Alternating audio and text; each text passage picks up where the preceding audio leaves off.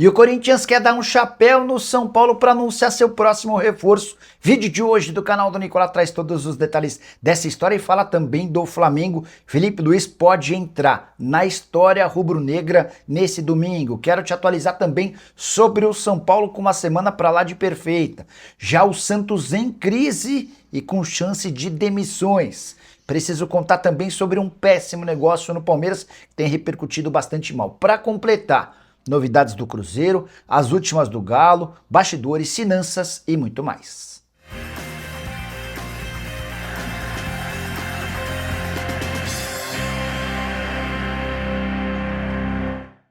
Fala aí pessoal, eu sou Jorge Nicola, bem-vindos a mais um vídeo do canal. Sempre bom ter vocês por aqui, sem perder tempo, pedir para deixar like, se inscrever no canal e ativar as notificações. Antes das notícias, bora brincar com o palpitão do Nicola, que nesse domingo é um oferecimento de BetBoom.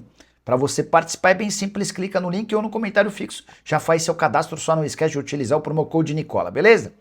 Minha sugestão para esse domingo depende de 4 resultados. Da vitória do Dortmund no campeonato alemão, das vitórias do Sporting e do Benfica no campeonato português e da vitória do Al Ittihad no campeonato saudita. Se essas combinações acontecerem, a gente pega um odd de 1,92, é quase como dobrar o valor da nossa fezinha. Para você fazer a sua fezinha, clica no link. Faz seu cadastro, preenche todos os dados. Quando estiver preenchendo, não esquece de utilizar o promo code Nicola para que o pessoal saiba que você veio daqui. Combinado?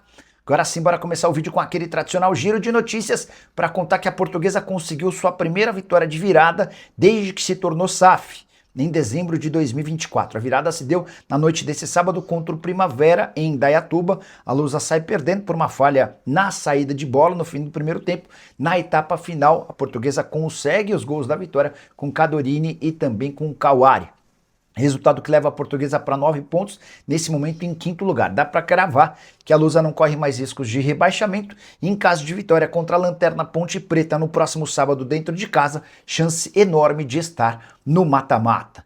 Já Marcos Leonardo se acertou com o Atlético de Madrid. Entre o atacante brasileiro e o time espanhol tá tudo certo. As partes agora negociam os últimos detalhes do empréstimo com o Al Hilal, empréstimo com opção de compra de 40 milhões de euros. Marcos Leonardo, que chegou a ser dado como uma possibilidade no Flamengo. Quero completar o giro de notícias para contar que o Vasco já tem um acordo com o Cuiabano. Salário, tempo de contrato, luvas, tudo acertado entre o Cruz Maltino e o lateral esquerdo. Falta agora o aval do Nottingham Forest. A pedida do time inglês é de 8 milhões de euros. O Vasco já sinalizou com algo na casa de 6 a 7 milhões de euros. Preciso falar agora sobre o Clube Atlético Mineiro. O Galo ainda vai contratar, depois da vitória por 3-1 de virada contra o Pouso Alegre, que tornou a situação do Atlético bem menos complicada no Campeonato Mineiro. Jorge Sampaoli voltou a enfatizar que quer a contratação de jogadores. E olha que o Galo foi um daqueles que mais contrataram, terceiro time com maior investimento na temporada. Chegaram Preciado, Renan Lodge, Maicon, Vitor Hugo, Minda e Cassierra. Dá uma olhada no que disse o treinador argentino depois da vitória, abre aspas, nós fizemos um planejamento no início da temporada. O clube está tentando concluir as negociações até o fim da janela. Isso não depende de nós. Trabalhamos com o que temos. Depois o tempo dirá se as necessidades do time foram resolvidas ou não. E esse comportamento de sempre estar cobrando reforços que acaba por incomodar bastante os chefes do Sampaoli por onde ele passa. Você acha que o Atlético contratou bem? Ainda precisa de mais o quê? A busca nesse momento se dá de forma prioritária por um zagueiro e também por um volante.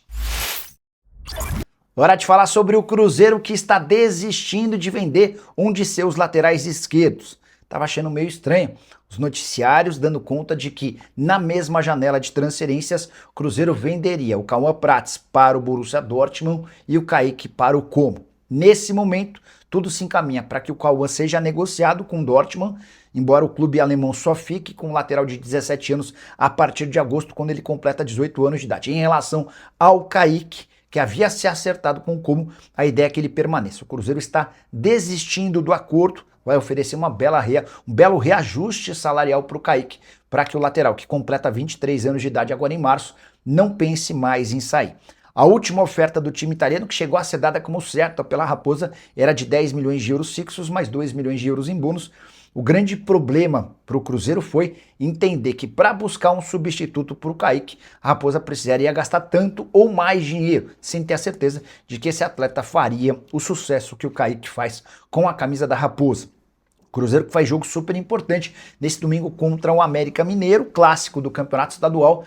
O Cruzeiro vem de 3 derrotas seguidas, são 4 derrotas em 6 jogos e muita pressão sobre o técnico Tite, que na última sexta-feira reuniu atletas e também diretoria para tentar colocar a coisa em ordem. Uma nova derrota, dessa vez para o América, pode complicar a situação do Cruzeiro no Campeonato Mineiro e deixar o clima ainda mais complicado para o técnico Tite. Você acha que o Tite ainda pode dar certo no Cruzeiro? O que você faria se estivesse no comando do clube? Já usa o espaço para comentário e registra a sua opinião, beleza?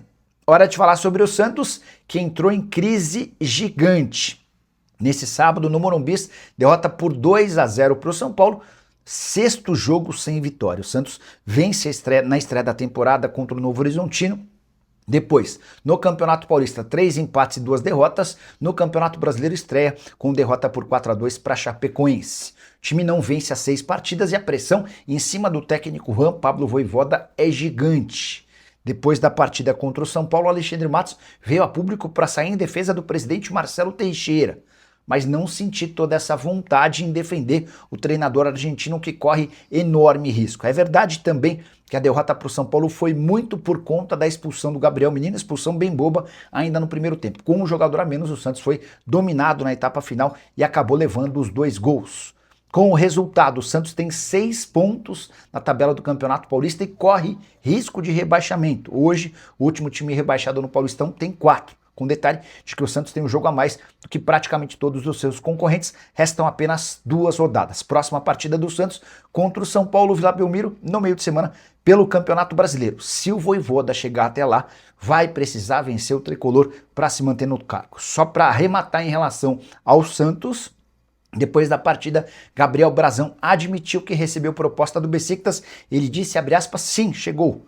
Mas deixo com a diretoria e os meus agentes. Estou aqui para ajudar o Santos, deixo para os dirigentes e meus empresários. Estou feliz no Santos, momento difícil, mas temos que sair.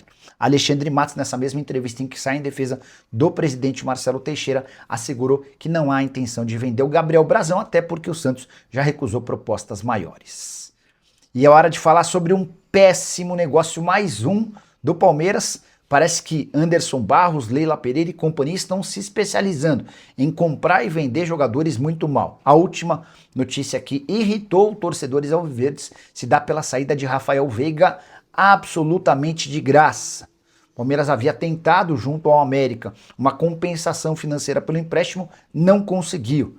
E o Rafael Veiga, que já se apresentou no futebol mexicano para jogar pelo América até dezembro, não vai custar absolutamente nada. Detalhe importante, o Veiga é um dos maiores ídolos do atual elenco e tinha valor de mercado de 10 milhões de euros.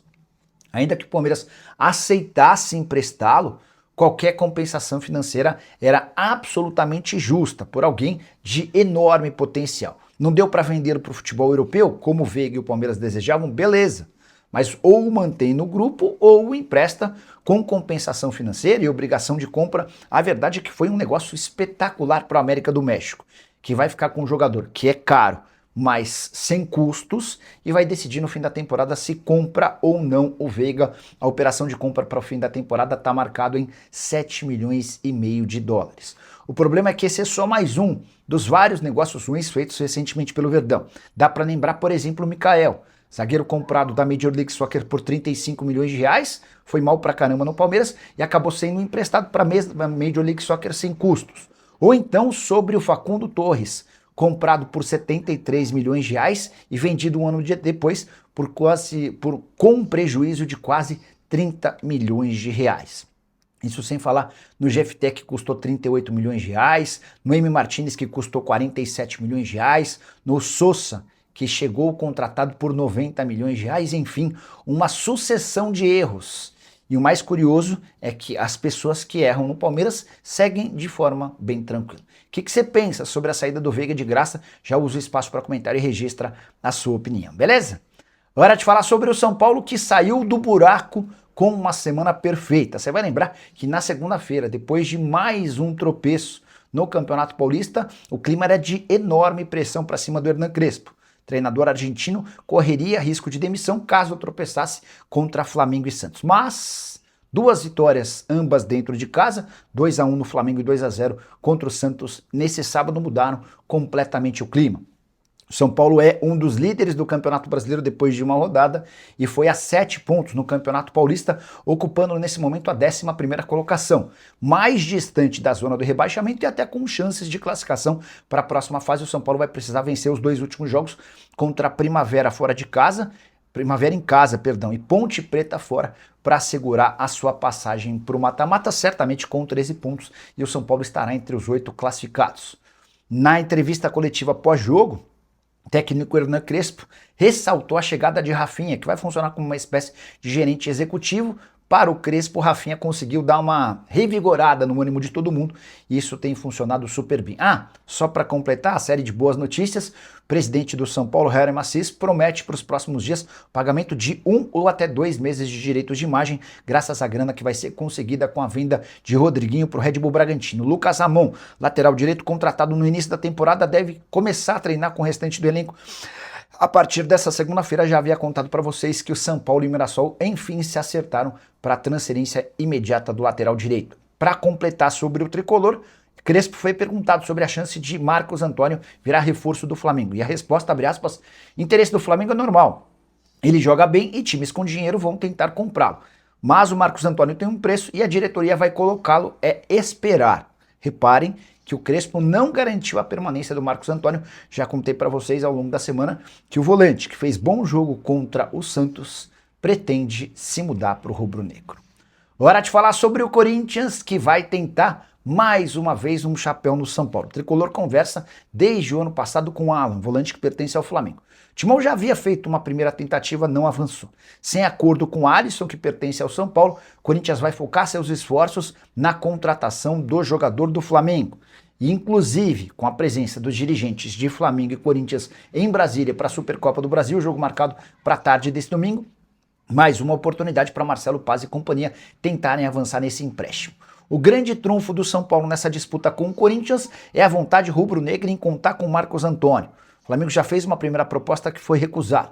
Fará uma segunda e pretende utilizar o Alan como moeda de troca para convencer o São Paulo a vender o Marcos Antônio. E é isso que torna o Corinthians alguém com menos chances da contratação do Alan, volante que nem sequer foi relacionado para a decisão da Supercopa do Brasil. Detalhe importante, Saul, que passou por cirurgia e está completamente sem condição de jogo, está entre os relacionados do Flamengo para a decisão em Brasília. Ele viajou com o elenco, está junto da delegação. O Alan, em boas condições físicas, não foi nem sequer relacionado, algo que já havia acontecido no Intercontinental de Clubes do ano passado, o torneio que foi disputado no Catar. Você gostaria do Alan no seu time? Qual o valor dele? O que você pensa sobre o jogador do Galo? Já usa o espaço para comentário e registra a sua opinião, beleza? Hora de falar sobre Felipe Luiz, que pode se tornar, nas próximas horas, o treinador mais vencedor da história do Fla. Felipe Luiz tem 5 títulos e completa nesse domingo 16 meses à frente do time principal, ou seja, 1 ano e 4 meses. Ele vai ter a oportunidade durante a tarde na Supercopa do Brasil de garantir sua 6ª taça, o que o igualaria a Carlinhos, que é o maior vencedor do Flamengo. Com uma diferença importante, os títulos do Felipe Luiz bem maiores. Felipe Luiz já tem até aqui uma Copa do Brasil conquistada em 24, Libertadores, Brasileiro, Carioca e Supercopa do Brasil conquistados em 25. A Supercopa do Brasil pode ser o primeiro bicampeonato do Felipe Luiz sob o comando do Flamengo. Já o Carlinhos venceu 3 campeonatos cariocas, 2 campeonatos brasileiros e uma Mercosul. Detalhe importante, Felipe Luiz fará, à frente do Flamengo, seu jogo de número 92, diante do Timão nesse domingo. Se ele vencer a Supercopa do Brasil, isso vai equivaler a dizer que ele ganha um título a cada apenas 15 jogos. Trabalho super importante e muito vitorioso, que nessa temporada é marcado por tropeços, né? O time reserva, o time júnior, sub-20, vinha atuando nas 3 primeiras rodadas do Campeonato Carioca com empate e 2 derrotas. O Flamengo principal assume o restante do campeonato, vence o Vasco da Gama, mas depois já tropeça contra o Fluminense. Derrota para o Flu, derrota também para o São Paulo na estreia do Campeonato Brasileiro. Até por isso, há a necessidade de voltar a vencer e conquistar o título. Gostaria que você deixasse o seu palpite para Corinthians e Flamengo. Já usa o espaço para comentário e opine, beleza? Só não esquece de deixar like, se inscrever no canal. A gente se encontra mais tarde com live. Tchau.